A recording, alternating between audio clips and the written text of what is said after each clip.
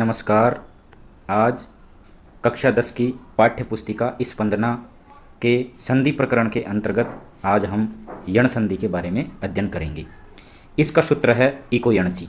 इसका सूत्र क्या है? इको यणचि। इक क्या होता है? इक में 4 अक्षर होते हैं। इक में कितने अक्षर होते हैं? 4। ई, ऊ, री और लरी, ये 4 अक्षर होते हैं। इक में कितने अक्षर होते हैं? 4। ई, ऊ, री, लरी। तो यणचि, यणचि का मतलब होता है यण हो जाता है, इक के स्थान पर यण हो जाता है अच परे रहते हुए। यण में भी 4 अक्षर होते हैं, य, व, र, ल। अर्थात कहने का मतलब यह है कि ई के स्थान पर य, ऊ के स्थान पर व, री के स्थान पर र और लरी के स्थान पर ल। अब इक में जो ई, ऊ, री, लरी है, इसमें इक में जो ई, ऊ, री और लरी हैं, इसके समकक्ष जो अक्षर होते हैं वो होते हैं ई के साथ में दीर्घ ई, ऊ के साथ में दीर्घ ऊ और री के साथ में दीर्घ री, और जो लरी है उसका दीर्घ लरी नहीं होता। तो कहने का मतलब यह है कि इको यणचि जो सूत्र है, इको यणचि जो आपको सूत्र दिखाई दे रहा है, ये क्या कहता है कि अचि परे रहते हुए, अच परे रहते हुए इक के स्थान पर हम क्या कर देते हैं? यण कर देते हैं। और आगे ये बताया गया है कि इको यणचि यानी कि जो ये सूत्र है इको यणचि, इत्यनेन सूत्रेण, इस सूत्र के द्वारा संहिता या विषय, संहिता के विषय में अचि परे, अच के परे सति रहने पर पूर्ववर्ती न प्रथम पद का जो अंतिम अक्षर है यानी कि इक, इक के स्थान पर, स्थान यानी स्थान पर शाद यण, यण हो जाता है। शाद यानी होता है। माहेश्वर सूत्रानुरूपम, माहेश्वर सूत्र के अनुसार ई, ऊ, री और लरी एते वर्णा, ये वर्ण इक वर्ण इति कथ्यन्ते, इक वर्ण कहे गए हैं। इनको इक वर्ण कहते हैं। इक वर्ण में कौन कौन से अक्षर आ रहे हैं? ई, ऊ, री, लरी, ये इक वर्ण कहे गए हैं। किसके अनुसार? माहेश्वर सूत्र के अनुरूप। एवमेव, उसी प्रकार य, व, र, ल एते, एते यानी ये वर्णा, वर्ण यण वर्णा इति कथ्यन्ते, यण वर्ण कहे जाते हैं। जो य, व, र, ल हैं, इनको कौन से वर्ण कहते हैं? यण वर्ण कहते हैं। ऊपरी लिखिता नाम, ऊपर लिखे हुए इक वर्णा नाम, इक वर्ण के स्थान यानी स्थान पर अधोलिखिता, अधोलिखित यानी कि निम्नलिखित यण वर्णा यानी कि यण वर्ण यत्र क्रमशः भवन्ति, यत्र यानी जहाँ, क्रमशः यानी क्रम से, भवन्ति यानी होते हैं। ऊपर जो लिखे हुए इक वर्ण हैं कौन कौन से? ई, जो ई है उसकी जगह य, ऊ की जगह क्या हो जाता है? व, और री की जगह र हो जाता है, और लरी की जगह ल हो जाता है। जैसे ई, इसकी जगह क्या हो जाएगा? य। ऊ और ऊ इसकी जगह क्या हो जाएगा? व। और री और बड़ा री जो दीर्घ री कहते हैं, इसकी जगह क्या हो जाएगा? र। और जो लरी है उसकी जगह क्या हो जाएगा? ल हो जाएगा। ये कौन सी संधि में होगा? ये यण संधि में होगा। यण संधि का पहला नियम यह है कि जब ह्रस्व ई और दीर्घ ई के बाद में अच हो तो ह्रस्व ई और दीर्घ ई, या तो ह्रस्व ई आ जाए या दीर्घ ई आ जाए, तो उसकी जगह क्या हो जाएगा? यह हो जाएगा। ह्रस्व ई या दीर्घ ई आ जाए, कहाँ आ जाए? प्रथम पद का जो अंतिम अक्षर है वो या तो ह्रस्व ई हो या दीर्घ ई हो, तो उसकी जगह क्या कर देंगे? यह कर देंगे। किस संधि के अंदर? यण संधि के अंदर। अब इसमें उदाहरणों में भी बताया गया है। जैसे अब यहाँ पे उदाहरण है अत्युत्तम है। कौन सा उदाहरण है? अत्युत्तम है। इसका संधि विच्छेद है अति प्लस उत्तम है। यहाँ पे संधि विच्छेद में जो पहला पद है इसको तो प्रथम पद कहते हैं, और जो दूसरा पद है इसको द्वितीय पद कहते हैं। अब यहाँ पे जो अत्युत्तम का जो प्रथम शब्द है यानी कि प्रथम पद है, इसका अंतिम अक्षर क्या है यानी कि अंतिम स्वर क्या है? ई। क्या है? ई। तो यण संधि में हमने ये पढ़ा है कि जहाँ पे ई आ जाए और उसके बाद में कोई अच अक्षर हो तो उसके स्थान पर, ई के स्थान पर क्या कर देंगे, यह कर देंगे। तो अति में से ई निकालने पर क्या बचता है, अत बचता है, हलंत तय वाला अत बचता है। अब इस अत में यह जोड़ेंगे तो क्या बन जाएगा, अत्य बन जाएगा, अत्य। अत्य में उत्तम जोड़ देंगे तो क्या बन जाएगा, अत्युत्तम। इस हिसाब से अपन और उदाहरणों का भी संधि विच्छेद कर सकते हैं और संधि कर सकते हैं। इति प्लस अत्र क्या बनता है, इत्यत्र। इति प्लस आदि इत्यादि। इति प्लस अलम इत्यलम। यदि प्लस अपि यद्यपि। प्रति प्लस एकम प्रत्येकम। अब इसके बाद में जो बाकी के जो ये 3 उदाहरण हैं, इन 3 उदाहरणों में नद्युदकम उदाहरण है, इसका संधि विच्छेद होगा नदी प्लस उदकम। तो नदी का जो अंतिम स्वर है वो क्या है, नदी का जो अंतिम स्वर है वो है ई। कौन सी ई है, दीर्घ ई। तो इसका अपन यहाँ पे क्या कर देंगे, यह कर देंगे। जैसे नदी में से ई हटा देंगे तो हलंत द बच जाएगा, यानी कि नद, और ई को अलग लिख देंगे और उसके बाद में लिख देंगे उदकम, जो द्वितीय पद है उसको ऐसे की ऐसे लिख देंगे। अब इसमें नदी में जो ईथ है इसको क्या कर देंगे, यह कर देंगे यण संधि के अंदर। तो नद में यह मिलाएंगे तो नद्य बनेगा और नद्य में उदकम जोड़ देंगे तो क्या बन जाएगा, नद्युदकम बन जाएगा।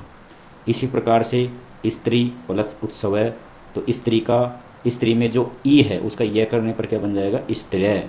स्त्रिय में उत्सव जोड़ेंगे तो स्त्री उत्सव बन जाएगा। ऐसे ही शुद्धि प्लस उपास्य है, शुद्धि उपास्य है। अब जैसे शुद्धि है, प्रथम पद क्या है शुद्धि उपास्य में, शुद्धि, और द्वितीय पद है उपास्य।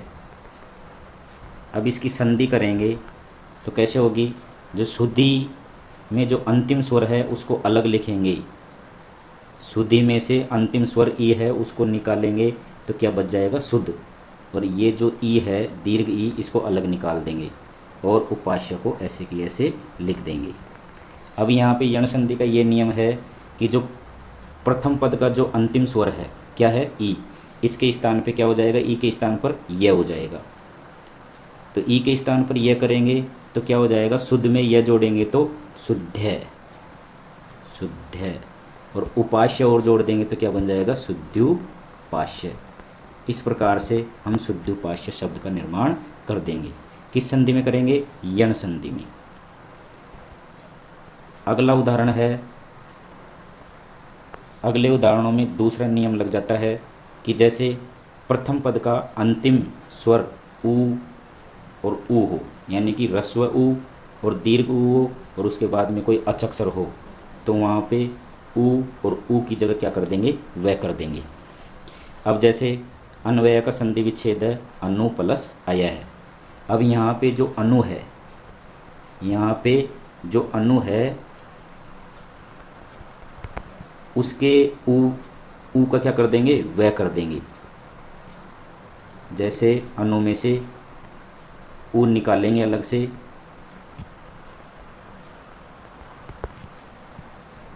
तो ऊ का क्या कर देंगे अपन, वह कर देंगे। अब अन में वह जोड़ेंगे तो क्या बनेगा, अन्वय, और अय जोड़ देंगे तो क्या बन जाएगा, अन्वय। अब जैसे ए आधा न, हलंत वाला जो न है उसको आधा न लिख देंगे और वह में ए मिला देंगे, पूरा वह बन जाएगा, और यह, ऐसे अन्वय का निर्माण हो जाएगा। तो कहने का मतलब यह है कि जो अनु में जो अंतिम स्वर ऊ है उसका अपन ने क्या बना दिया, वह बना दिया, तो क्या हो गया, अन्वय। अन्वय में अय और जोड़ देंगे तो क्या बन जाएगा, अन्वय का निर्माण हो जाएगा। ऐसे ही और भी बना देंगे, सु प्लस आगतम। तो सु में जो ऊ है उसका वह बना देंगे तो सु का क्या हो जाएगा, स्वय। स्वय में आगतम जोड़ेंगे तो स्वागतम बन जाएगा। ऐसे ही मधु का मध्व है, मध्व में अरि जोड़ देंगे तो मध्वरी। ऐसे ही गुरु का गुरु है, गुरु में आदेश जोड़ देंगे तो गुरु आदेश है। ऐसे ही साधु का साधु है, साधु में इति जोड़ेंगे तो साध्विति बन जाएगा। फिर उसके बाद में दीर्घ ऊ के उदाहरण आ गए। वधु, वधु का क्या बन जाएगा? वधु है। वधु में जो दीर्घ ऊ है उसका क्या कर देंगे अपन? वह। तो वधु का क्या बन जाएगा? वधुआ बन जाएगा। और आग में जोड़ेंगे तो वधुआगम है। ऐसे ही अनु प्लस आगच्छति, अनुवा गच्छति। अब जैसे ये वधुआगम है, कैसे बना इसको अपन डिटेल से बताएंगे कि वधुआगम का संधि विच्छेद होता है वधु। वधु में जो ऊ की मात्रा आती है वो कौन सी आती है? दीर्घ ऊ की आती है। वधु प्लस आगमय, वधु प्लस आगमय। अब वधु में जो अंतिम स्वर है वो क्या है? दीर्घ ऊ। तो इस दीर्घ ऊ को वधु से अलग करेंगे तो क्या बच जाएगा? वध। और इस दीर्घ ऊ को अलग लिख देंगे और आगमय ऐसे की ऐसे लिख देंगे।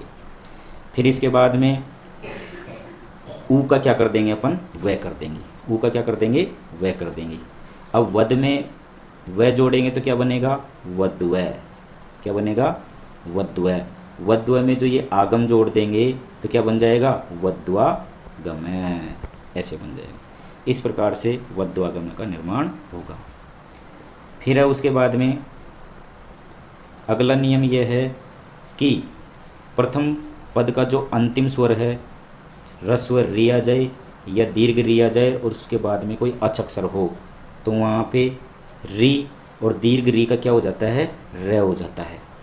जैसे पित्रे, पित्रे का संधि विच्छेद है पितृ प्लस ए। यहाँ पे जो पितृ प्लस ए संधि विच्छेद है, इसमें जो प्रथम पद का जो अंतिम स्वर है री, पितृ का जो अंतिम स्वर क्या है? री है। इस री को अलग कर देंगे तो क्या बचेगा? पित। और इस री को अलग लिख देंगे री, और ए ऐसे की ऐसे लिख देंगे। अब इस री का क्या करना है अपने को? यण संधि के अंदर रे करना है। और इस पित को ऐसे की ऐसे लिख देंगे और ए ऐसे की ऐसे लिख देंगे। अब इसको मिलाएंगे तो क्या बनेगा? पी ऐसे की ऐसे लिख देंगे। तय और रे को मिलाएंगे तो त्रय बन जाएगा।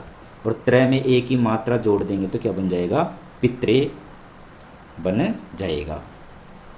इसी प्रकार जो दूसरे उदाहरण मातृ प्लस आदेश है, इसका क्या बन जाएगा? मात्रादेश है। धात्री प्लस अंश है, धात्रंश है। मातृ प्लस आज्ञा, मात्राज्ञा। भ्रातृ प्लस उपदेश है, भ्रातृपदेश है। मातृ प्लस अनुमति ही, मातृनुमति ही। सवित्री प्लस उदय है, सवित्रोदय है। पितृ प्लस आकृति ही, पित्राकृति ही। इस प्रकार के उदाहरण बन जाएं। ऐसे ही अगला नियम है